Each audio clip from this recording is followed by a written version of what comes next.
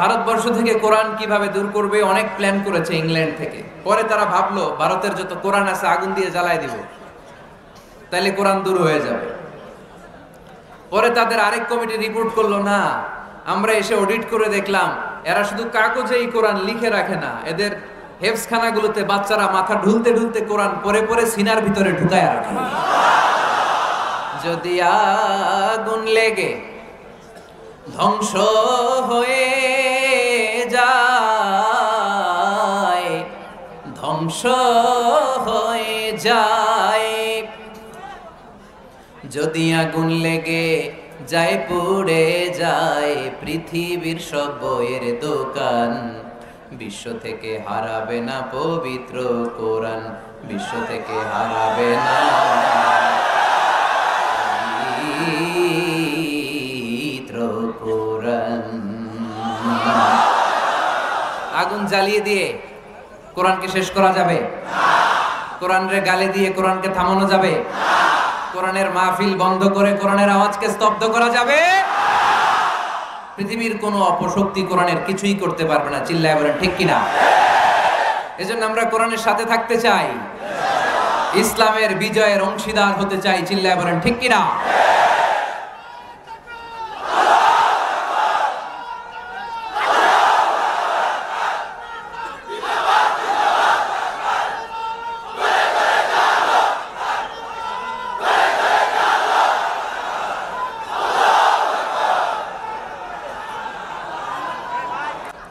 কোরআনের একটা শব্দে কেউ কোনো পরিবর্তন ঘটাতে পেরেছে? একটা নোক্তার মধ্যে চেঞ্জ করতে পারছে? এক আয়াতে আল্লাহ কোরআনে বলেছেন ফাআবাউ আইয়ুদাইফুহুমা, মানে দুইজন নবী এসেছিল ইহুদিদের কাছে, ইহুদিরা তাদেরকে মেহমানদারি করায় নাই। এটা একটা বদনাম না?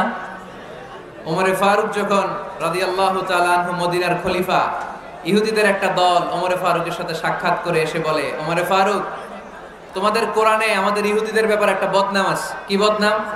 এই আয়াতে তোমাদের আল্লাহ বলেছে ফাআবাউ আইয়ুদাইফুহুমা, মানে দুইজন পয়গম্বর এসেছিল আমাদের কাছে, কিন্তু আমরা এগুলো খাওয়াই নাই, এরা ক্ষুধার্ত ছিল। কিয়ামত পর্যন্ত তোমরা এই আয়াত তেলাওয়াত করবে আর মানুষ আমাদেরকে গালি দিবে। তো গালাগালির দরকার নাই, চলো একটা মিউচুয়ালে যাই। কি যাই? Mutual understanding. বেশি কিছু করা লাগবে না। এই ফাআবাউ আইয়ুদাইফুহুমার আবাওয়ের যে বায়ের নোক্তাটা, এইটা সরাই দিয়ে তুমি উপরে দুইটা নোক্তা দিয়ে এই বারে তা বানায় দিবে, তাহলে অর্থ হবে ফাআতাউ আইয়ুদাইফুহুমা, মানে দুই নবী আসছে আর ইহুদিরা তা করে খাওয়াইছে। ওমরে ফারুক বলে কি লাগবে? কয় এক নোক্তা চেঞ্জ করা লাগবে। কয় একটু দাঁড়াও।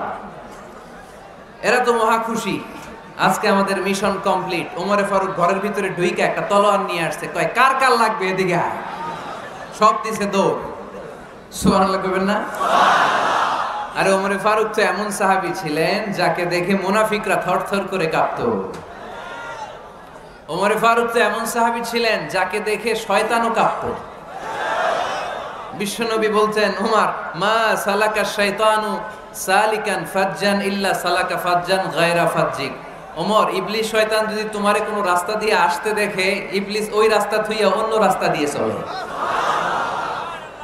আমাদের দেশে আমাদের ছেলেমেয়েরা যখন খেতে চায় না, আমরা বলি আম্মু তাড়াতাড়ি খাও, ভাল্লুক আসবে, বাঘ আসবে, বিড়াল আসবে, বলি না? আপনাদের বান্টিতে কি বলেন? আপনার ছোট্ট মেয়েটা রাতের খাবার খেতে চায় না, খাবার নিয়ে পিছে পিছে দৌড়াইতেছেন, মা খাও, কি আসবে বলেন? বিলাই। আর কি বলেন?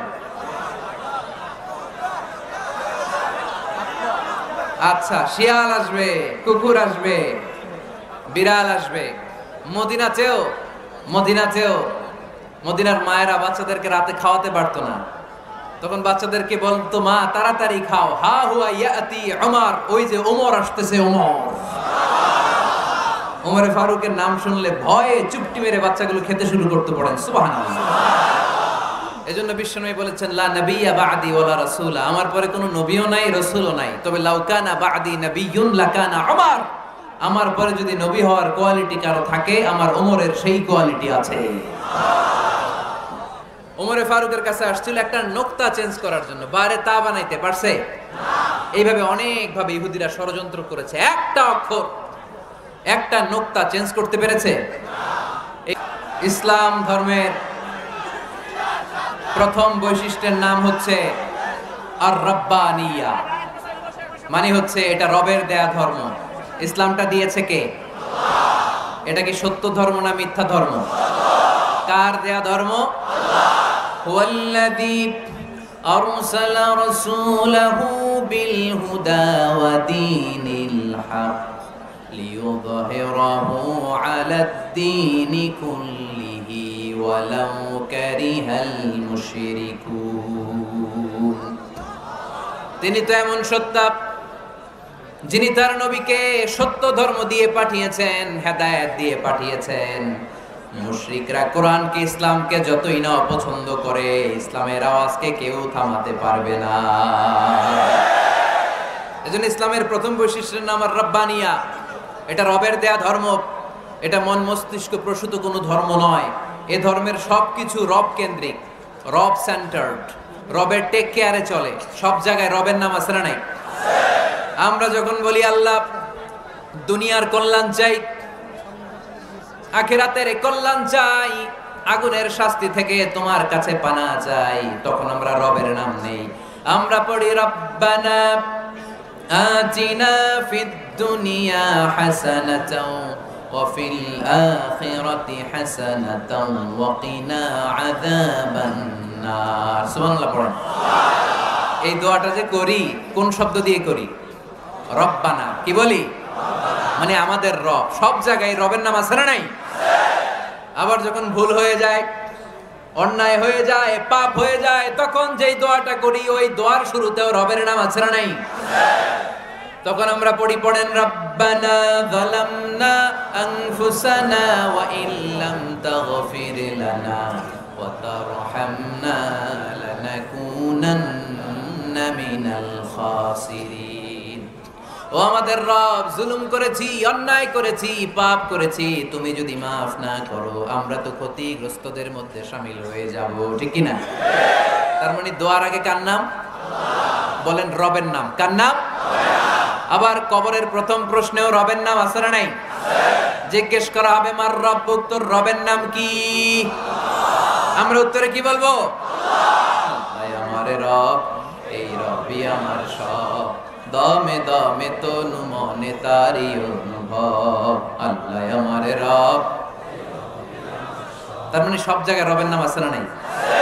যখন রুকু দেই, রুকু ওইখানে কি পড়ি? সুবহানা রাব্বিয়াল আযীম। যখন সিজদায় যাই তখন কি পড়ি? সুবহানা রাব্বিয়াল আ'লা। তার মানে এই ধর্মের কেন্দ্র হচ্ছে রবকে কেন্দ্র করে এই ধর্ম প্রতিষ্ঠিত, রবের দেয়া ধর্ম, রবের টেক কেয়ারে চলে। এই জন্য এই ধর্মের বৈশিষ্ট্যের নাম হচ্ছে রব্বানিয়া। আওয়াজ করে বলো মুসলমান, এই ধর্মের বৈশিষ্ট্যের নাম কি? এই তো মুখস্থ হয়ে গেছে।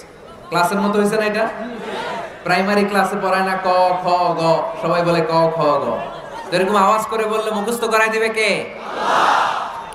তাহলে হিন্দু ভাইদেরকে যখন দাওয়াত দিব বলবো, ভাই আমরা এত কিছুর পূজা করি না, আমরা হিন্দু ধর্মের প্রতি শ্রদ্ধাশীল, কোন ধর্মকে নিয়ে আমরা কোনো কটূক্তি কখনো করি না, তবে চিন্তার জন্য মাঝে মাঝে কিছু যৌক্তিক কথা আমরা ছুড়ে দেই। ঠিক কি না? আমরা তাদেরকে বলি যে আমরা এতগুলো খোদার ইবাদত করতে পারবো না, একজনের ইবাদত করে ভুলবাই না। ঠিক কি না? এইভাবে যুক্তির আলোকে আমরা বুঝাবো আমাদের ধর্মটা একজন রবকে কেন্দ্র করে। এজন্য ইসলাম ধর্মের প্রথম বৈশিষ্ট্যের নাম আর রব্বানিয়া। কি নাম? মাশাআল্লাহ। দুই